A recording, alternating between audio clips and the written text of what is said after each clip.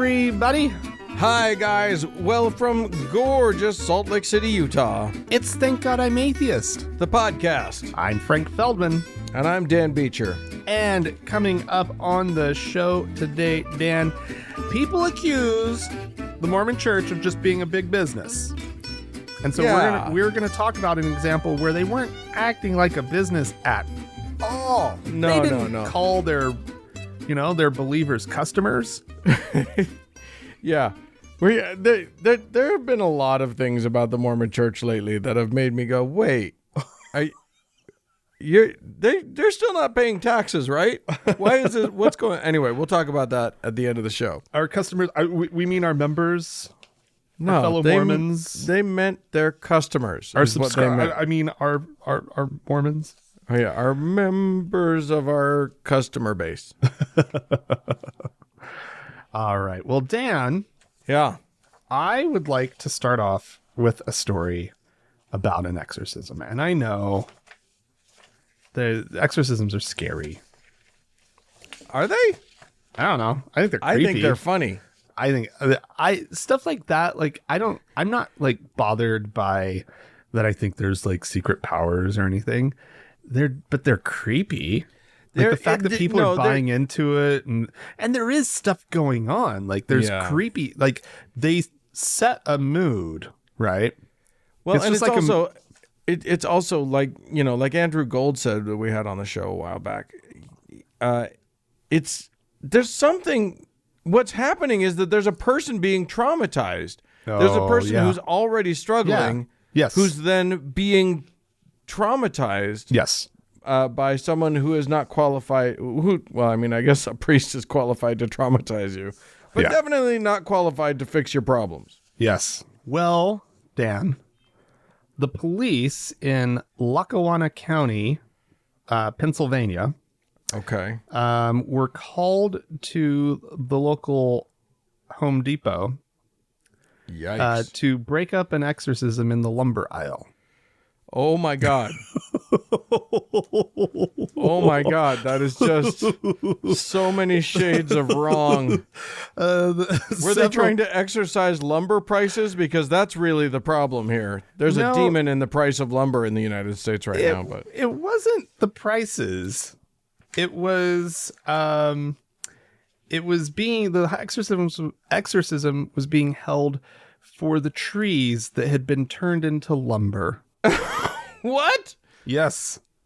It wasn't like a person was like flipping out in the aisles. It was like they were going after the wood itself. Yeah, this was some weird like Mother Earth meets like weird Catholic some sort of conservative Christian it's practice. The Catholic excising wing of demons. Yeah. I'm not sure entirely what it was. They in talking to one of the police officers at Dixon City Police Department, he says there were two people hanging out in the lumber department doing their little exorcism thing. He says some people at the store started picking up on the fact that something was happening and that was not necessarily normal. Police were called to the store and they were escorted out of the building. And he says that it was more of like a seance, maybe. But the media picked up on it and is calling it an exorcism at Home Depot. They're not pressing charges. They were just escorted out of the store for, quote, bad behavior. Interesting. Which, I mean, there's cuckoos everywhere. But there are things that you see at the Home Depot. That's right. Yeah, that's not the thing normally. That's not the thing you normally see. Like you'll see 10 people actually taking a dump in one of the display toilets before you see one of those. Oh my God, that is nutballs. This is why you shouldn't mix your Catholicism with your Druidism. That's it's your home improvementism. With your home improvement, yeah, it's just going to lead to trouble. Leave the DIY out of it, please. Smudge your wood when you get home. Don't do it at the store. That's the lesson here. Oh, these poor people, they probably live in a house made out of wood as well. I mean, everything's made out of wood. Everything's made out of wood. Wherever you go. Yeah. I mean, I have, it hasn't even occurred to me that there might be demons in the wood. Although that's why you knock wood. Did you know that when people knock on wood for luck, it's because they used to believe that there were spirits in the trees. Oh yeah, and they were good luck spirits, so you'd want to wake them up. If you need good luck. That's interesting. So apparently they're trying to kill luck is what they're trying to do. Expunging the spirits from trees. Anyway, I'm going to take us to the Mississippi. Can you spell it backwards? Oh, IPP, ISS, ISSIM. You said IPP. Okay. Anyway, Mississippi is getting sued. And by the good guys here in this case, several atheist and humanist groups have banded together, including the American Atheists, the Mississippi Humanist Association, and a few other non-religious, and a few residents of the state, and they're suing because the license plates there. Now, lots of states have "In God We Trust" license plates, right, including our own fair state. I believe you drive a car that says "In God We Trust." For work, I do. I do not own the car. I know. But yes, I am forced to drive. Much to my, I have protested. Yeah. And my employer is not keen to change it. I'm so pissed. I am the atheist driving around. If you see an atheist driving around in Salt Lake with "In God We Trust," it's me. So okay. So anyway, here's the difference here. Now that license plate shouldn't even exist in a country that is supposed to have a separation of church and state. Correct. Yeah. Continues not to, really. Because back in the 50s, they made the phrase "In God We Trust" the national motto, and so all challenges to that have gone nowhere. However, Mississippi is different in that is the only free license plate you can get.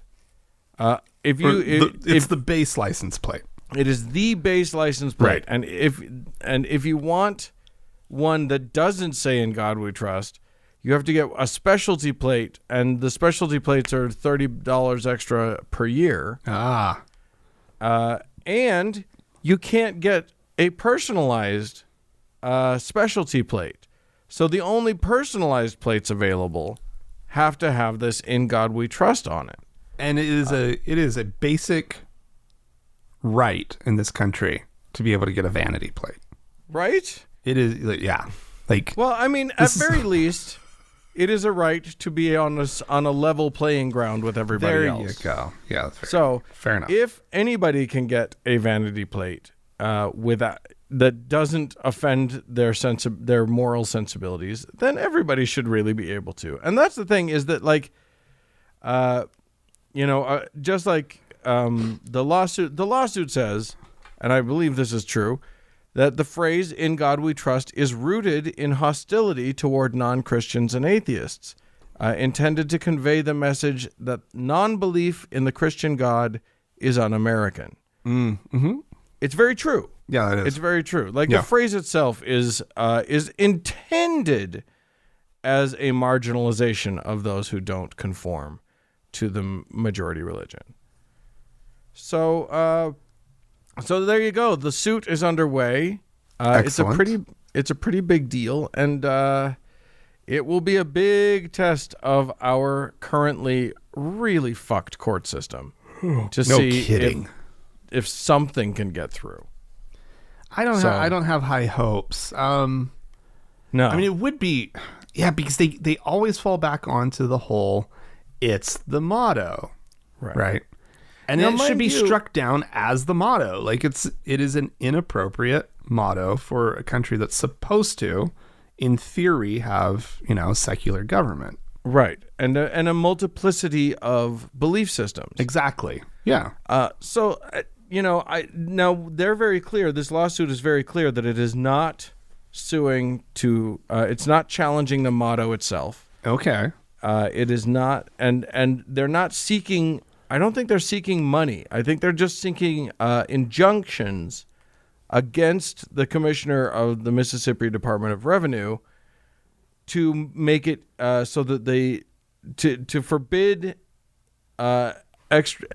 charging additional fees in order to get something that doesn't say in God We Trust. Oh, okay, that's interesting. So there's a chance of success here. I feel like they're, the fact that they're not trying to get a big payday and that they just want to be able to drive a car that doesn't literally go against their their sincerely held religious beliefs, right, or lack thereof. Yeah. It seems like there's a chance that this thing could go through. That is interesting if you start to cast it into the sincerely held realm, right? Because Which it is. The courts, yeah, exactly. It absolutely is. And the courts seem to have been so willing to carve out those spaces because they've been comfortable with the people and they're carving out the space currently, right? So it is a test, and we'll see. Yeah. I still don't have a lot of faith that anything will come of it. No, I have, I'm not big on faith in general, but yeah, I don't. Well, I wasn't using it that way. I know. I'm just saying I have established no beliefs on what will happen here. I am just watching. I'm agnostic. Okay, Dan. Okay. A little dust up in Italy. Uh-oh. Oh my God. Having to do with 100-year-old treaties and whatnot between the Vatican City and the nation of Italy. Uh-oh. Vatican City being its own country. Yeah. And not... It is interesting. The article talks about the treaty being between Italy and the Catholic Church.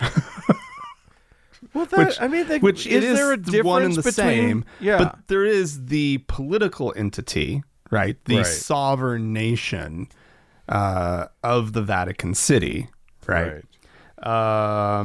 But here's the deal: Italy is currently working on a anti-homophobia law.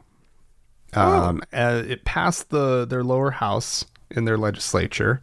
Good. A well while done, Italy. back. And it's supposed to be, or is currently being considered by their Senate. And it's actually interesting. Like it's designed to make violence and hate speech against LGBT people and disabled people, as well as misogyny, a crime. Right? What will Italians do without their misogyny? Well, let me tell you. But they're not sure how it's going to do in the Senate. They're not 100% positive. But the Catholic Church decided that they were going to get into the fray, and they are worried, of course, about their rights to be bigots against gay people and to oppress gay people. Yeah. And these are very important religious rights that churches... fundamental tenets of, of the Catholic Church. It just seems like... And like, if you make homophobia a crime, well, what are they going to do? Right? We'll just be sitting around with our thumbs up our butts. We don't have anything to do if we can't hate some folk. What are we supposed to do about that? Well, they sent over what is called a note verbal, I think. Something along those lines. Was it verbal? Anyway, it's not much of a note. It's sort of considered to be, in diplomatic circles, this very informal but official communication between one state and another, right? And so they sent this over to the Italian. They don't call them like an embassy, or they don't call them embassies when they're at the Vatican. Okay. They call them something else. But anyway, so they sent it over to the Italian one of those. And so it was official from this government to this government, right? And they are against Italy doing this. And they're it was literally just a picture of the Pope with his eyebrow raised. but they're citing this old treaty as saying that, that they're able to Catholicism is basically protected very much. You can't touch Catholicism in any way, shape, or form. You can't do anything to inhibit their practice and blah, blah, blah. In fact, it wasn't until 1980 that this treaty was actually revised and the Catholic Church was demoted from being the official sort of religion, state religion of Italy. Anyway, their prime minister, Mario Draghi, has rebuffed the Vatican criticism. Nice. And he is stressing that the country is a secular state. And he says that our legal system contains all the guarantees to ensure that laws always respect constitutional principles and international commitments, including the Concordat. That's the name of their weird little thing with the church. Secularism is not the indifference of the state to the religious phenomenon.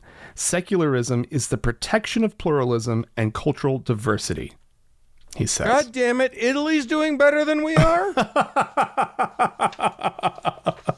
Well, Mario Draghi, he's a known technocrat. Like, this guy is, I believe he was way up in the European Economic Council or something or other, right? Like, he's a big deal. Like, he's widely recognized as this government intellectual type, and somehow they currently have him as their prime minister. I'm just saying, that country is so often just a shit show.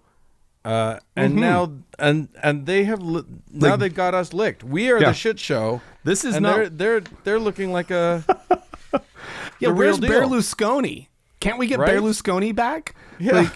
Where was that guy? For those of you who don't know, Berlusconi was basically their Trump. No, I don't know tons about Mario Draghi, but I've heard positive things about him. And now there's this, and it's oh, wow, well, good on him. Yeah, who ever heard of an Italian anybody standing up to the church and being like, dude, cool your jets. This isn't about you. That's amazing. I'm very impressed. I'm very pleased with that. Yep. Well, I'm going to take us away from a less disappointing country and to an increasingly disappointing country of Australia. No. Yeah. Not the Aussies. Yeah, I mean, I love the Aussies, and I'm desperate to go to Australia. So don't get me wrong. This isn't about the people, but I will say this: they don't have everything sorted out. That's for sure. I mean, who does really? Nobody does. Yeah. The Italians are the current front runners, apparently. We're in so much trouble. We're in so much trouble. Anyway, here's the thing. One of the things that they don't have sorted out in Australia is that they haven't managed to get rid of the Anglican Church yet, which none of us have. They're still always around. But the Anglican Church has been problematic.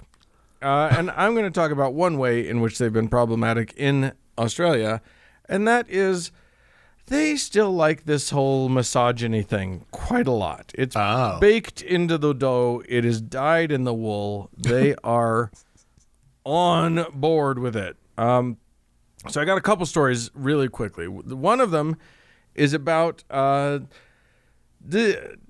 a school called St. Luke's Grammar School. This is grade 10 people, and the students were in a class were separated to male and female. They all went off to their separate rooms. Oh, and basically, were they going to get the sex ed talk? Kind of. Okay. Kind of. Only. This is how an Anglican school does it. The girls were trotted away and given articles to read about staying virgins until marriage, and why that's super duper important. Yeah, of course. The boys, on the other hand, were given a task which some of the boys later described as build a bitch, which was what? That they were to rank the girls. They were given a point system, and they were supposed to allot 25 points for qualities that they would look for in a girl. So what? So there were qualities. There are 6-point qualities, 5-point qualities, 4, 3, 2, and 1-point qualities. Oh, and you're supposed to figure out which qualities. You've got 25 points to allot, and what are you going for? The thing that stands out is which qualities are worth what, and where they put those rankings, because it's shocking to me. Okay. Just shocking. Even for religious people, this is shocking. 6-point qualities include popular, good-looking / attractive, intelligent, strong Christian. You'd think that, that one I get they want it to be a high point thing. Kind and considerate, trustworthy, and virgin. Those are the big ones. Those are the good ones. That's okay. Popular and good looking and attractive are right at the highest point on the list. Wow. I just can't imagine the creep factor of the guy that put this list together. Anyway, 5-point qualities: physically fit, easy to talk to, fun / sense of humor, and wise. Oh, okay. Wisdom. There you go. Okay. 4-point quality. I'm not going to read them all, but 4-point qualities include sporty / sexy. What? Those are 2 different spices, by the way. Right? Spice Girls. Exactly. Don't try to tell me that those are... You're not going to get that in one woman. Right. Clearly. If the Spice Girls taught us anything. Right. You can choose one or the other. And she also can't tell me be what posh, you want, nor what a you baby. really, really want. Right. Okay. So also in the 4-point category are goes to church, which you would think is much higher than 5 or than 4 points. Honest is 4 points. This is down there. What? Similar interests to you, 4 points, and friendly. Okay. 3 points include such things as great kisser and owns a car, but also includes ambitious goals, as well as well-dressed and groomed. I don't know. 2 points are things like the right height, good at school, brave / stands up for rights, and socially competent. So that's a 2-pointer right there. You probably don't want to waste your time with someone who's brave and stands up for rights. That's a troublemaker, is what that is. And then in 1 point, you got that she has your favorite hair color or eye color, has money. Sincere and serious are 1-point qualities. Sincere? You don't really need that. Sincerity, that's, I guess once you can fake that, you've got it made. Okay. Oh wow. Yeah. Well, also, you ready for this one? This is a 1-point quality. This is a bottom of the barrel shit burger quality, which is cares for the world. Okay. What the fuck, Anglicans? What are you doing? Here's the deal. Whoever designed this thing, they thought they were making 1 point with this, and it's actually the opposite point, because you're maxed at 20 points? 25 points. You can build a pretty awesome person with a ton of low point things. Oh yeah. Right? Let's just throw all of the 1 and 2 pointers on there, and I've still got plenty of room. Yeah, no kidding, right? And then you can throw in something like, she has a car, right? Like you got plenty of space for that. And you have space for fun. Yeah. Or sexy, right? Like these are important things, But like totally. But they put like Christian up there with like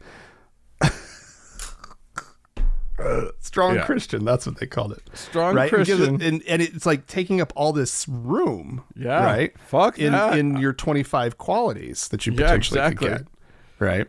Yeah. Like don't waste your points on fucking strong Christian or popular or whatever. Virgin. Yeah, definitely do not waste your points on virgin.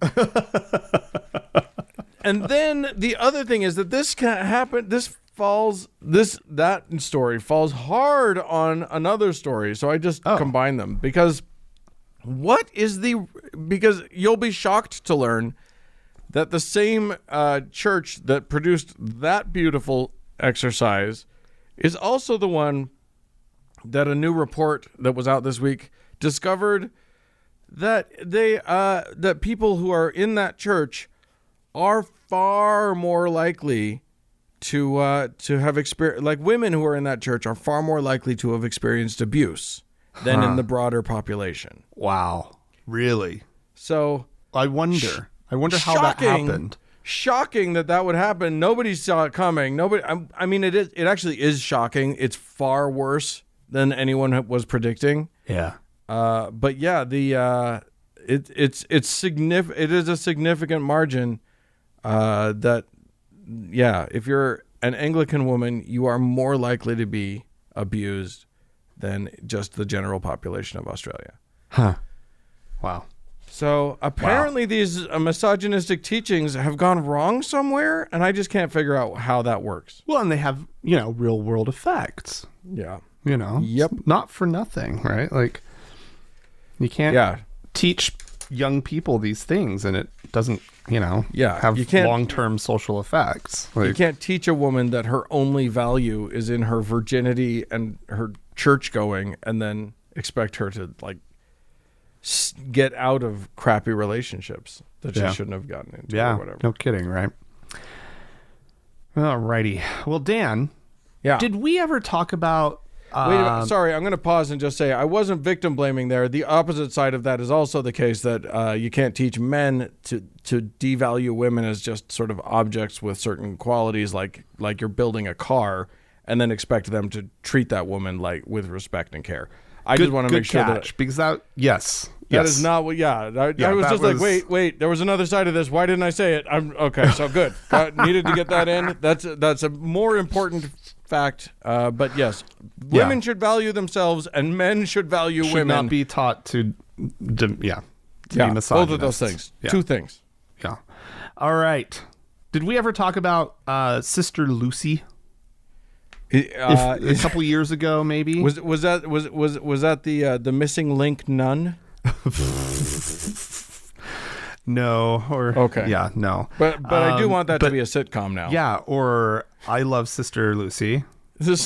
Yeah. See, I like it. We got a couple of pitches for Hollywood right now. Yeah. Well, when you hear this, you might like Sister Lucy. Okay. This story is coming to us from the Kerala region of India. Great. Yes, that is the Christian area of India. That's true. Yeah, that's actually true. Predominantly Christian. And a couple years ago, there was an incident involving a nun, I believe in her convent, who was raped by Bishop Franco Mulakal, and she and a handful of other nuns publicly protested about this and against this bishop, this rapist bishop.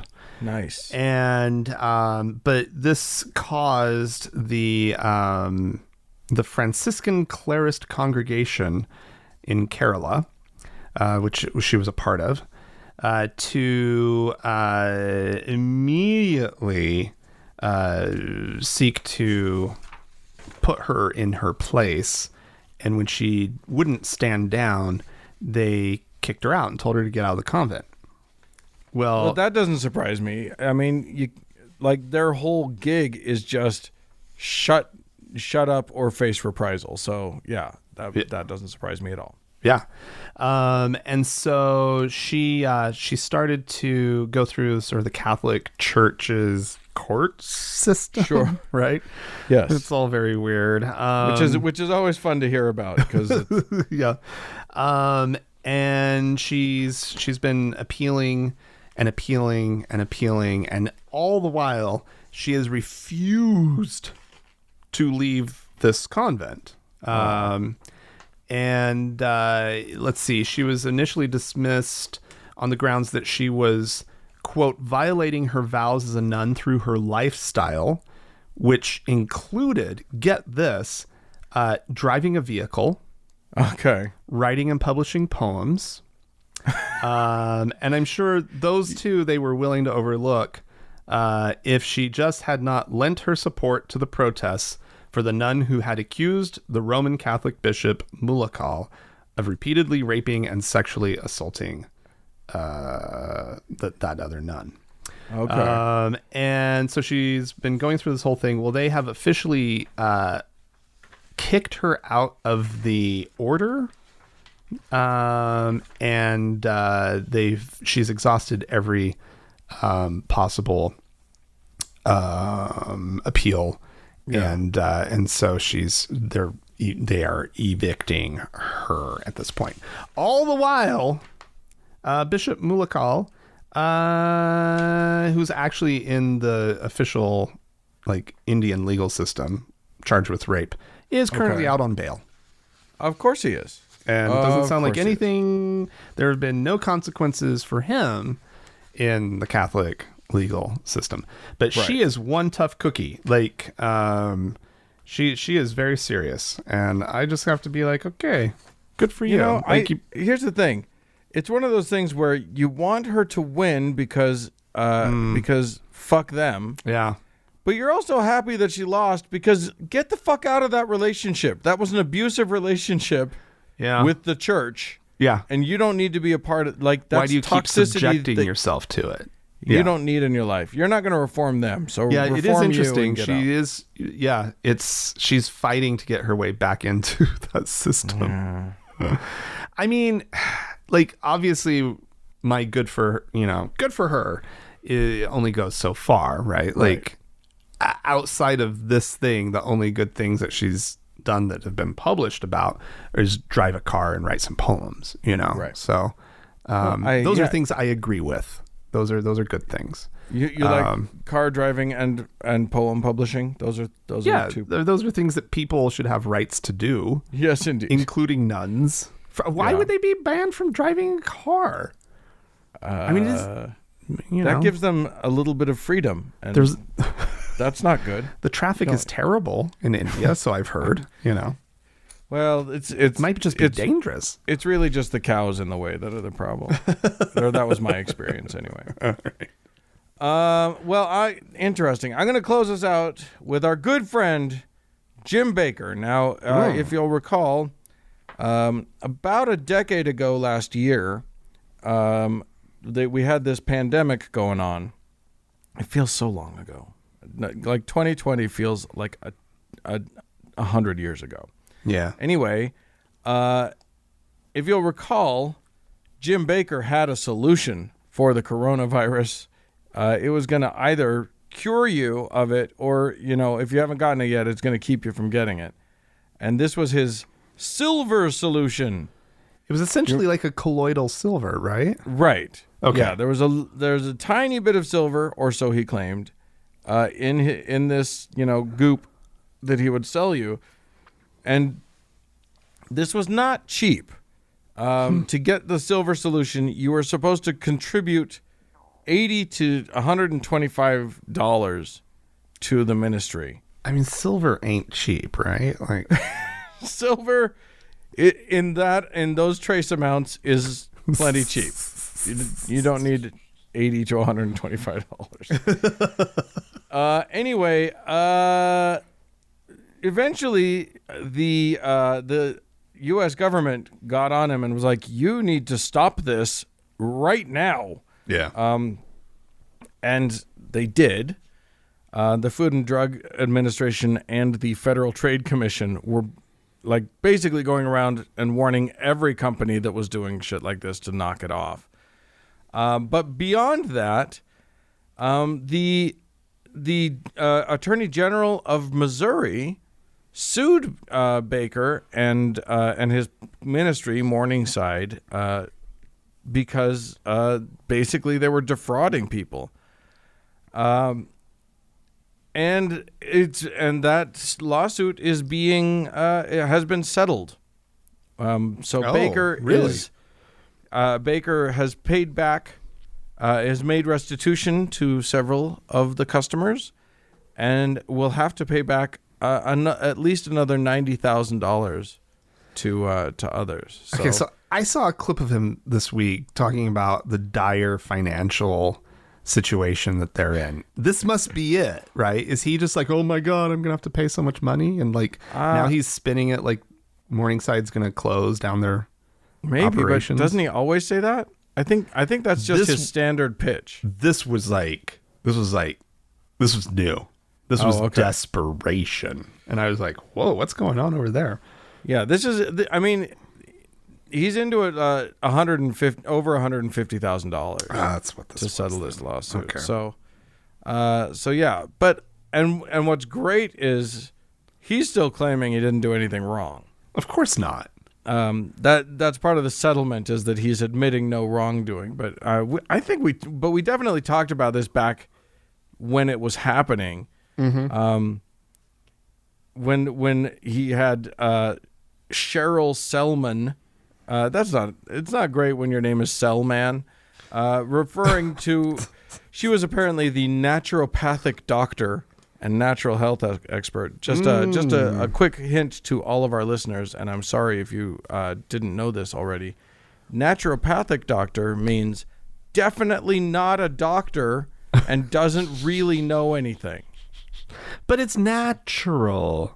It does have the phrase. It does have the most of the letters of the word natural. It suggests that nature. It's natural. Yeah, nature. Yeah. They might know a little bit about nutrition, but not much. Not really. It's just a bunch of hoodoo. I promise you, it's just a bunch of hoodoo.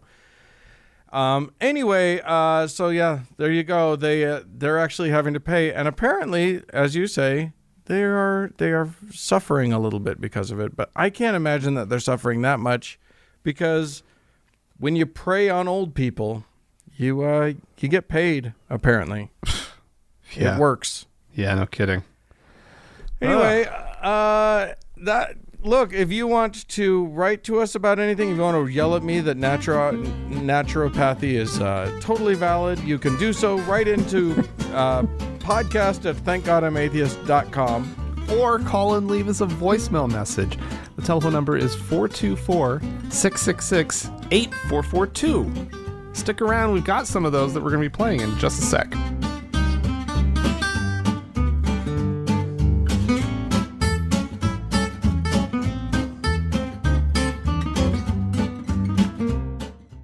Hey, Dan. Hey. Yeah, so I know you want to play a clip. I don't know what it is. No, I haven't played this for you. I saw it on the Tickety Talk, and that's why I missed it. And you're too old for that.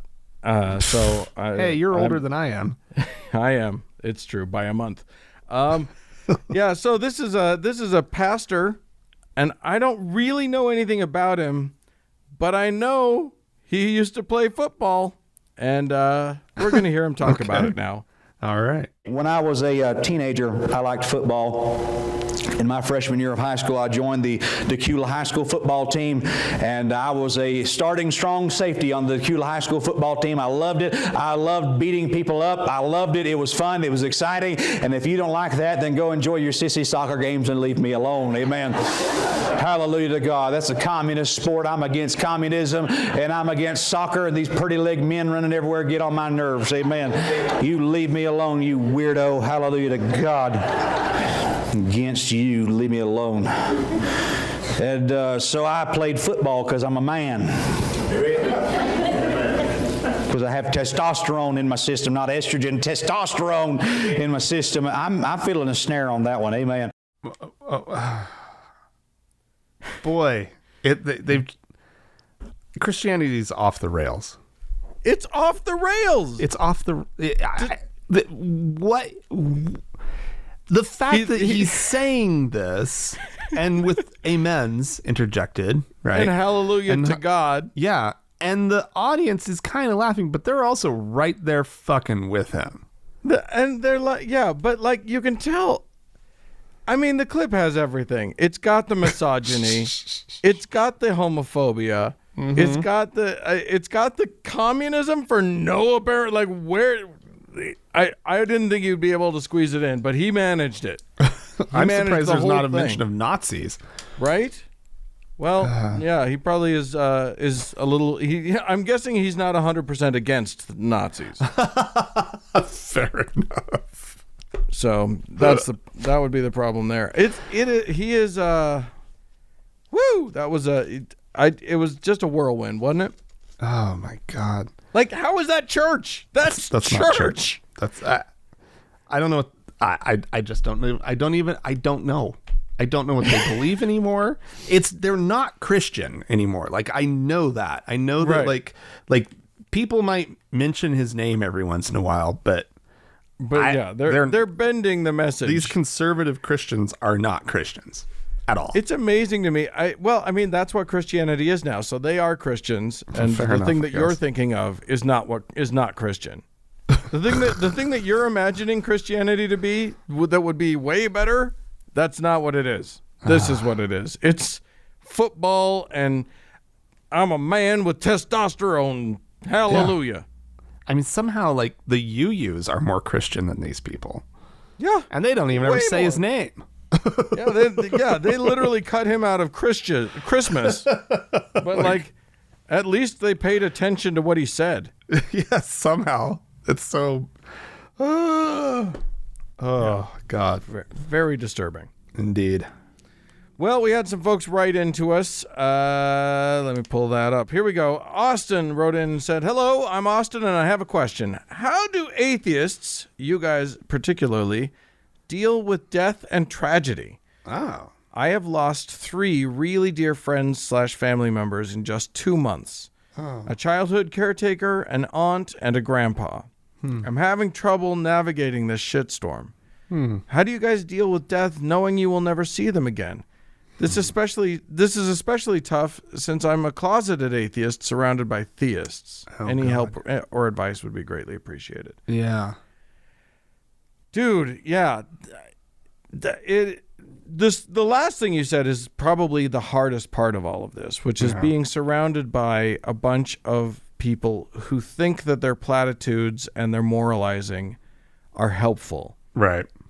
The secret is that the things that they say, oh, we'll see them again in the next life, or oh, they're in a better place now, God just needed another angel. Any of those things, those aren't helping them either.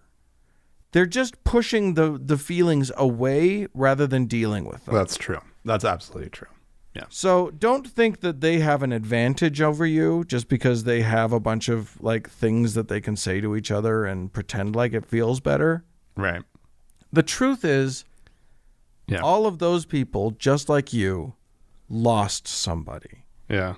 And they know, at minimum, they know that they don't get that person for the rest of their time here on Earth. It's still, like, you're right, Dan. It's the same loss.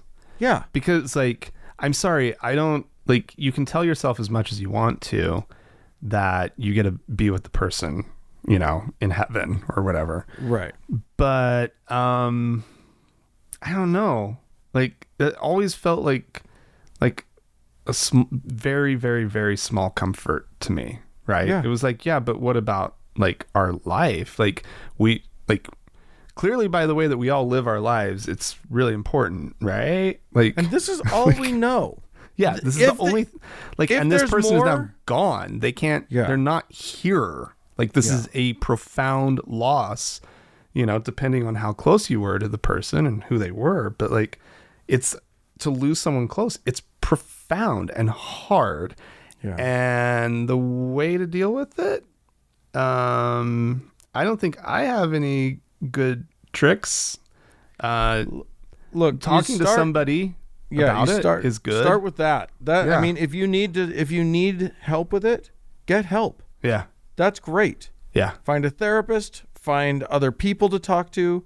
The Secular Therapy Project is right there for you. Look into that if you need to. Like, there are lots of ways to get help, but the main thing is you just have to feel those feelings. Yeah. And you do. There's no shortcut to that. There's no, like there are ways of doing it that are safer than others, and there are ways of doing it that are maybe more skillful than others. ? But the main thing is just know that it's okay to be grieving. Yeah, That's fine. It doesn't feel good. It's so deeply painful. Yeah. But it's what you have to do. It's what you have to do.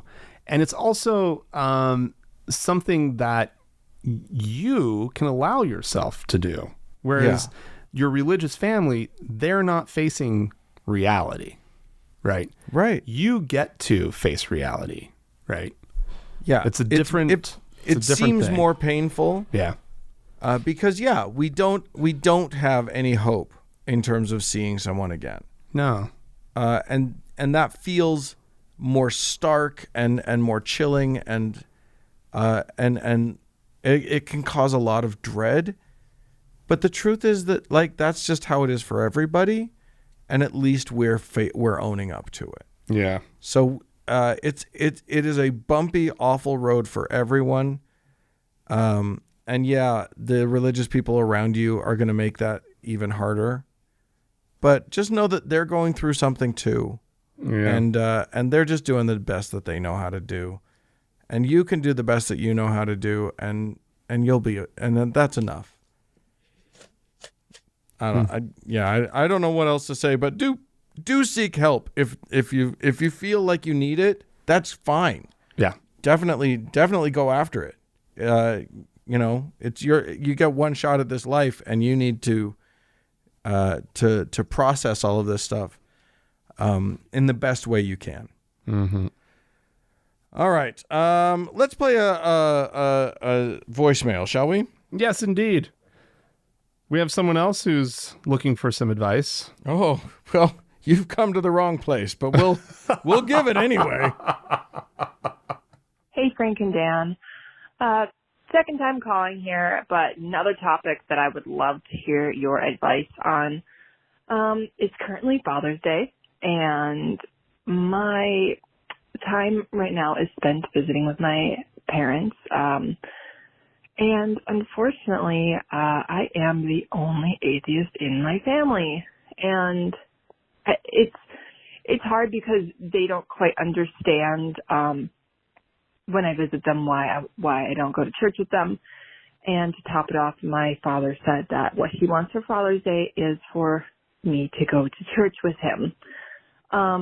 It was a huge, huge part of the church when I was a kid, but the problem is that it was just so toxic, very cult-like, and I just couldn't take it anymore and walked away. And honestly, have been the best I have ever been in my entire life, and unfortunately, they just don't quite understand that. So my question is, how would you guys approach the situation with something like this where, my father wants me to attend church for him on Father's Day. However, I have made it abundantly clear that that is something that I will no longer be participating in, and it's just I'm not willing to enter into that toxic environment anymore.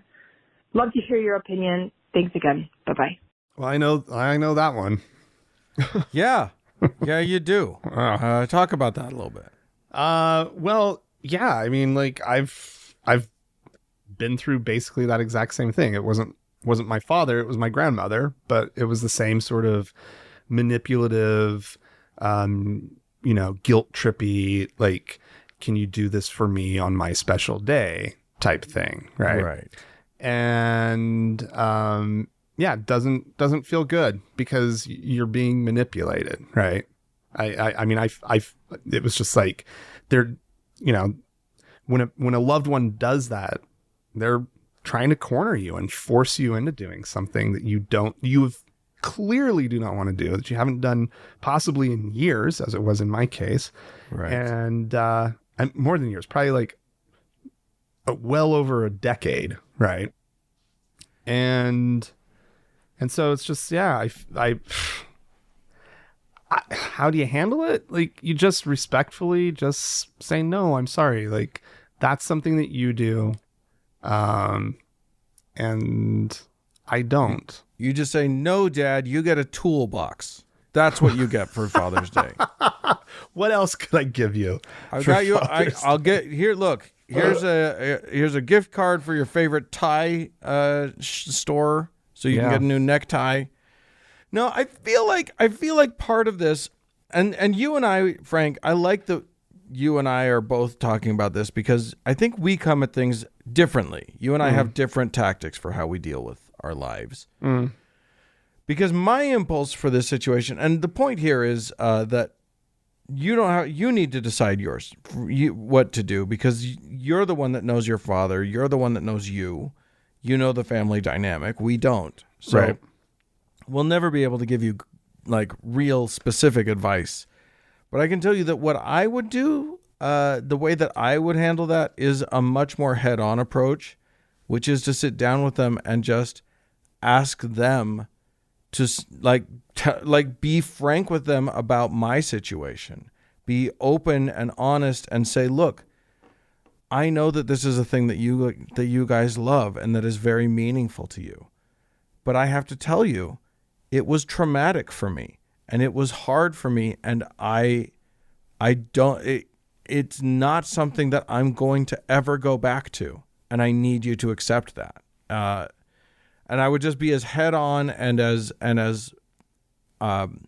vulnerable, but also like powerful in my position as possible. And again, if you know your situation and that's something that would work, great, go that route. But as somebody who knows how well or not that would go over with his parents. Yeah. Right. Again, you stand your ground, you say it nicely, and you just kind of leave it at that. Right. And it's like, no, I'm sorry. That's something that you do. I don't do that. That's probably verbatim what I said to my grandmother. Right. Right. Like, that's, I don't go to church, period. Right. And I'm sorry that I'm not going to do it with you on your special day, but you have to understand that that's a line that I just don't cross. And I heard from the caller say things like that it's toxic environment, right? Like she does not want, I know that feeling of it, like being really triggering to step foot in that old chapel, right? I've agreed to go on sort of midweek stuff a couple times, right? Like not the Sunday church stuff. And just going into the building. It's just rough. Yeah, it's just rough being in the building. And I would say that people who there's probably a likelihood that the toxic environment that the parents enjoy might have also found its way home. Right. And so that relationship could be really a tough one, and sometimes all you can do is just stand your ground and say, no, that's something I don't do, and just leave it simple. I think the unifying that conversation you just described, Dan, I wouldn't even be able to get 2 sentences into it with my parents before it fell apart, and they were the victims, that they were being blamed for something or attacked. They have a hair trigger for those kind of things. Right. So, and that's, so you have to navigate that in the way that makes sense for your situation. But also the other thing that Frank, you and I did not disagree on. What's that? Don't go. Oh, like if you don't want to go, don't cave into them. That's the one thing that I think if it's that toxic for you to go? Like, I go to church sometimes, and it's like I just like kind of laugh it off, and I think it's weird, and I watch it for the theater, and I'm fascinated by the people there and whatever. If that's not where you're at, if it's toxic and traumatizing for you, fuck that. Don't go. Yeah. I love that. All right. Hi, Frank and Dan. This is from Anonymous and Happy Atheist, who says, I, like many ex-Mormons, have a lot of stories, but there's one I'd like to share. You mentioned in a podcast about how women are always supposed to be happy, except when they're crying, of course, which are the two stages of Mormon women. Yeah. Even then, they're supposed to be like happy and grateful. They're just crying for whatever. Yeah. I grew up in a small town in Utah in a very strict Mormon family. When I was 18, I became pregnant, and my boyfriend told everyone that he dumped me because I was sleeping with a bunch of other guys. Oh. Cute. That's a really sweet thing to do. So, I'm pregnant in an all-Mormon small town where my ex-boyfriend tells everyone that I'm a slut. I was having a very hard time, but Mormon women are supposed to be happy, right? I had a job at the local grocery store. I knew everyone was talking about me, but I kept my head up and just tried to smile through it all. My bishop called me into his office and told me that I needed to stop looking happy in public because a lot of younger girls looked up to me and I might give them the wrong idea about sex and my sins. My God. Holy shit. That is... Here, could I made you this red A that I would like you to put on, please. You don't seem deeply ashamed right now, and we really could use some of that in the community. So if you would just please make sure to don a look of contrition and just feel shitty about yourself. That'd be great. Brutal. Oh my God. Wow. Oh, Mormonism, man. That is some fucked up shit right there. To the email, or is that the? Oh no, that's it. I mean, there was more. I needed to edit for length, but that was the crux of the thing. Oh my God. Well, pretty amazing. That's a new one for me. You right? That's totally new. And that's mind blown. Yeah. Holy crap. Small town heavily religious small towns. Just get out. Just get as soon as you can. No fucking kidding. Leave the town. Anyway, because there's nothing good. If you're a member of the predominant group, right? Yeah. Because there probably is a small town. There's probably that one. You're either Baptist or something else, or Mormon or something else. And like, if you're in the majority, wow, right? Yeah. I was in the minority, and it fucking sucked. Yeah. Small towns suck. They really do. But they're so charming. Sorry, small town dwellers. The charm, but the Surely charm, you agree, right? Yeah. Anyway, okay. We had another voicemail. This one, what is this one? This one is... A friend wants to tell us about his kid in school in Florida. Yeah, exactly. Because because of the new law about the moment of silence that just passed. Yeah. All right, here we go.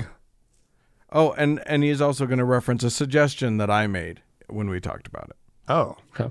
Hey, Frank and Dan. Love you guys. Been listening since near the beginning of your show and listen every week. But I had to call to let you know my daughter is going into the 10th grade here in Orlando, Florida this fall. She's pretty much an atheist and was free to reset path on her own with her mom religious and me an atheist. This morning, I was just talking to her about Ron DeSantis passing the law requiring students a moment of silence to pray or reflect or whatever. My daughter rolled her eyes in disgust. I told her to at least be respectful and just sit quietly or maybe even play on her phone. But seriously, Dan, no joke, no lie, I was thinking the same thing and suggest to my daughter that at the end of that session she could audibly or just within hearing range mutter, "Hail Satan," just to be provocative, and they have no grounds to punish her. knowing my daughter and some of her friends, they just might try that. So wanted to let you guys know. Thank you for the great show and had to share that idea with you. Love you guys. Happy Pride Month. Happy Juneteenth. Amazing. I love it. Get out. Oh, I hope they do it. Oh, I really hope they do it. Please let us know if they do. Yeah. Please Yeah. let us know. I mean, something tells me that if they do, we'll read about it in the newspaper somehow. That's going to explode. So I actually probably don't wish that on you, but I kind of do because I want it to happen so much. Oh, man. Okay. Gee. That would be so great. That would be. We'll defend you. We will all come to your defense if you need like legal help or whatever. We'll get you the legal help that you need. That's a major promise. Well, I mean, we're not going to pay for it. You and I aren't going to pay for it, but like we'll The hook community. you up We'll with. crowdfund some stuff. That's what I'm saying. Yeah. Like we've got people here. We can, or we'll just hook you up with the FFRF or whatever. Anyway. Yeah, there you go. Yeah, I'm just trying to encourage this. I just want this to happen. Okay. And this is from M, who writes, "Hello, Frank and Dan. Your friendly neighborhood. Oh, I wrote neighbor. I said neighborhood, but no, that's the wrong N word. I was thinking Spider-Man. This is not Spider-Man. Your friendly Nigerian atheist here. I was moved by the Spirit to write into the show when you brought up the story about the infamous Nigerian pastor, T.B. Joshua, who passed away a few days ago. Being Nigerian, I can assure you that in his death to me and to a lot of other Nigerians, there was absolutely no love lost there. There was even an entire discussion on Twitter about who he was when he was alive, because yes, he did do some good, but boy, did he do some terrible things. Many people shared stories about losing sick loved ones because they believed in his bullshit holy water and healing stickers and all that nonsense. In fact, a guest house in one of his churches collapsed in 2014, killing 115 people. What? And not only did he refuse to take responsibility for it, he did little to nothing for the families of the victims, and he even bribed journalists to cover the story up. You mentioned his homophobia, and honestly, that's another discussion in and of itself. I could go on and on about the pastor worship that goes on in this country. Anyway, I love the show. Thanks for giving me something to look forward to every week. Yeah. Wow. There are shitbirds everywhere. And he was a special one. Yeah. He was, yeah. Yikes, that dude. So special. Glad he's gone. Glad he's gone. Indeed. Listen, friends, there are lots of ways that you can support this show if you like it. One of the first ways is to just write a review of the show. Oh, yeah. If you listen That's to us true. on iTunes, or even if you don't, but you have iTunes, you can go there, write a review of the show, tell everybody that you like it, not unlike Felix M., who wrote, "Simply a fan. Love hearing these guys while I'm working. I'm surrounded by religious bigots, so I can't share the hilarious things these two make me laugh about. My coworkers just think I'm crazy. LOL." Well done. So good job, you. And that's that's the free thing that you can do to support us. That gets gets the word out a little bit more. So that helps with our algorithming. As we surf the algorithms. But then there's another way to help us, Frank. How else can people help us? Well, they can do like these kind folk did that I'm about to thank. You can go over to thankgodimatheist.com and click on the support tab and sign up to be a patron on Patreon, or give a donation on PayPal, however you want to do it. But yeah, we have 2 new donors this week, Dan. 2 new patrons. Okay. We have a new deacon by the name of Nicole. So thank you, Nicole. Wonderful. Thank you so much. And we have a new teacher by the name of Damien. So thank you, Damien. Wonderful. And as always, Dan, we have our top donor. Actually, no. We have our top donors our It's a tie. our co-lords and saviors. Is that how we Sure. decided? Sure. Yeah. So we have Austin, Woo! and Demonium. Amazing. Haven't dialed that in yet. We'll get it. We'll figure it out. Anyway, the point is, we love you guys. Thanks so much for your contributions, and it's what keeps us going. Thanks, guys. More show coming up.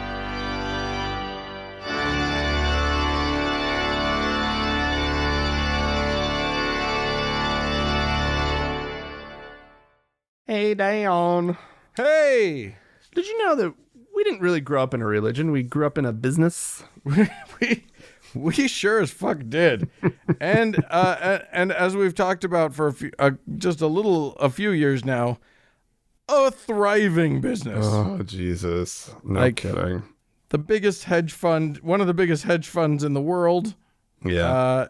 is the Mormon Church, and also they have other businesses. Now, I didn't actually read the article, but there was something this week about Mormons buying a bunch of land in Hawaii and a bunch of ranches and stuff because they can. To the tune They of could like probably- $100 million, right? And Yeah. property they just purchased.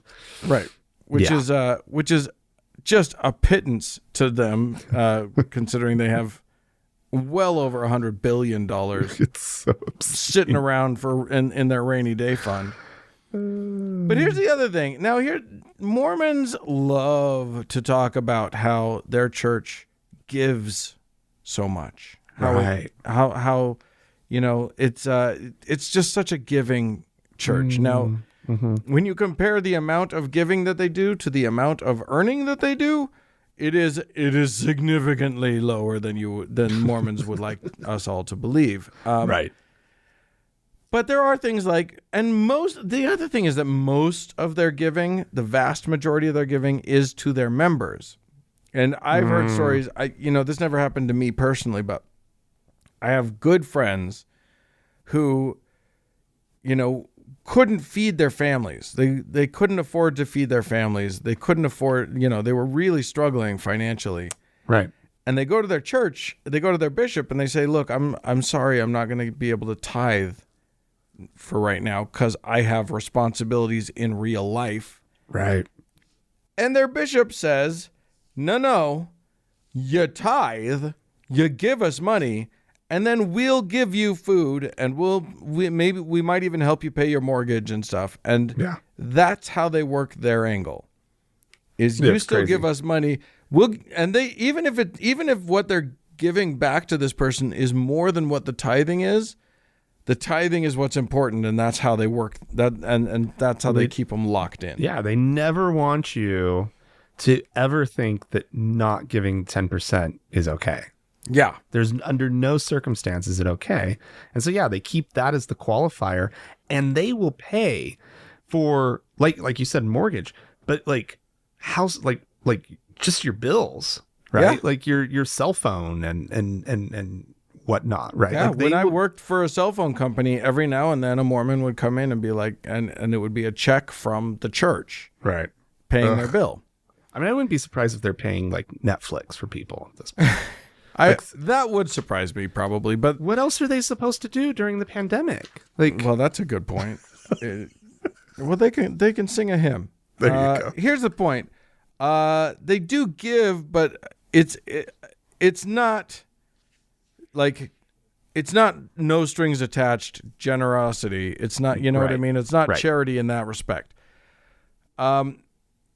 But one of the things that they do when a bishop, when someone goes to the bishop and says, I need food, they send them to the bishop's pantry or the bishop's storehouse. Yeah.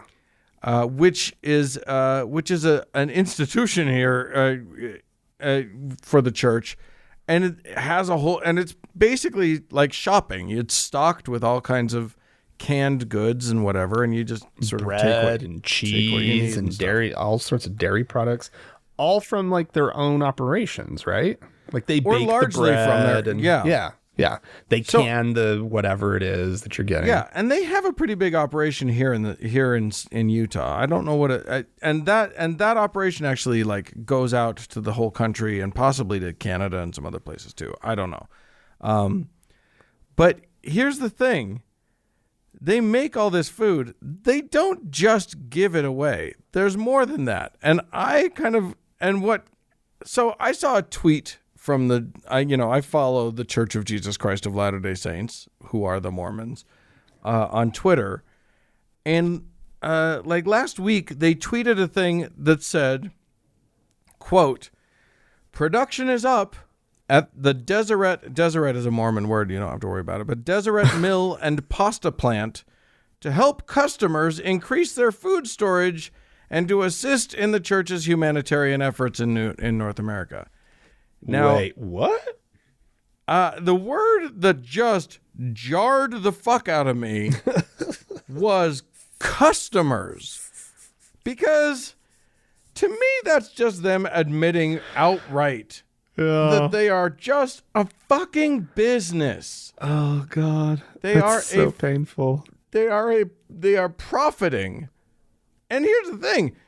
Their workforce for this stuff is largely voluntary. Yeah. That's Mormons true. are expected to. When I was a kid, went in to work at a place that they call Welfare Square, canning goods and helping, pack cans and whatever. Really? You did that? Huh. I did. Wow. I actually, then I had a panic attack and I walked home, which was like 5 miles. Sorry. So there was that. Yeah, but it was nowhere near where you lived as a kid. It's true. It's not. So anyway, the thing is that it's not that they are using free labor to make a bunch of food, which the bulk of it they are then turning around and selling to the very people who worked to make it happen. Which is shocking because, and here's the other thing, they are more. However effective you think Jim Baker is at like convincing people that they need buckets of food, and that is, he's basically operating on the Mormon model here, apparently. Right. These guys have made it clear that every Mormon family should have, it used to be a 72-hour kit. That used to be what you were told to have. Make sure that you've got enough food to feed your family and enough water to keep your family alive for 72 hours. Yeah. And somehow, over the course of time, since we were kids, it's gone up to 2 years. Well, to be fair, it's moved around. Because when we were kids, the very first one was, I think they said like 3 years, and nobody did it. This is the way I remember it, at least. Wow, I don't remember 3 years. And then it went down to a year. You should have your year's supply, right? And so everybody's always talking about their year's supply. And then they couldn't, a lot of people did the year's supply, right? Yeah. But then they started leaning in hard on the 72-hour kit. And then they bounced back up to leaning, at least my recollection or my experience of observing what my parents were fixating on, collecting up.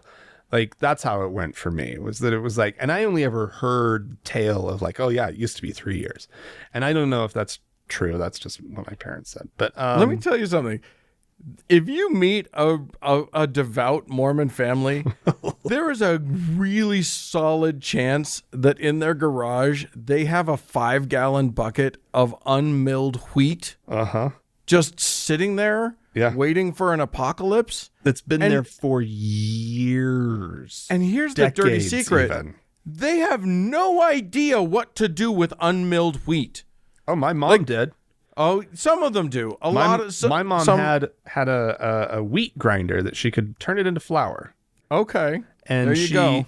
And it was a special survival kit one. You could use, hand crank. Yeah, well, you had an electric motor that you could use now, but then in the end days, there may not be electricity, so here's a hand crank for you. So you'll still be able to bake your bread in your electric oven, BT dubs. Right? They didn't solve that problem. No. But they'll figure out a fire pit or something when the time comes. I'm just saying, like, they feel super prepared, but if the shit hit the fan enough that they needed to crack that wheat bucket, A, it's rancid. I promise you, it's already rancid. Yeah. And B, you don't know what to do. They will not know what to do with that wheat. My mom always tried to, like, she knew she was supposed to, like, cycle through it, that's how, like, you can't let it go bad. You're supposed to replenish your supply, right? Right. Rotate it, right? And so she tried, like, crazy things with the wheat, right? Like, I remember this one morning, she, like, fried a big frying pan of wheat and, like, served it to us. And we're like sitting there and it's like, squeak, squeak, squeak, as we're eating it.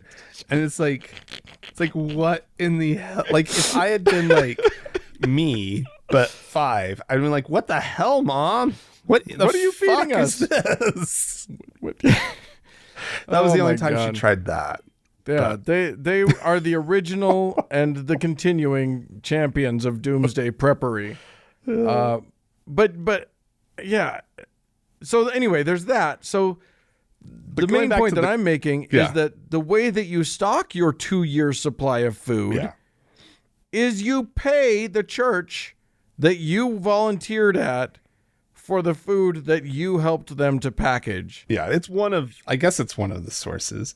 But there's a small cottage industry, probably not even that cottage in this state, of food prep, like prepper supplies. Yeah. Right. Totally. But I mean, if you think about it, like this whole idea of like, I'd never really thought about them seeing the membership as customers, right? Before this conversation, right?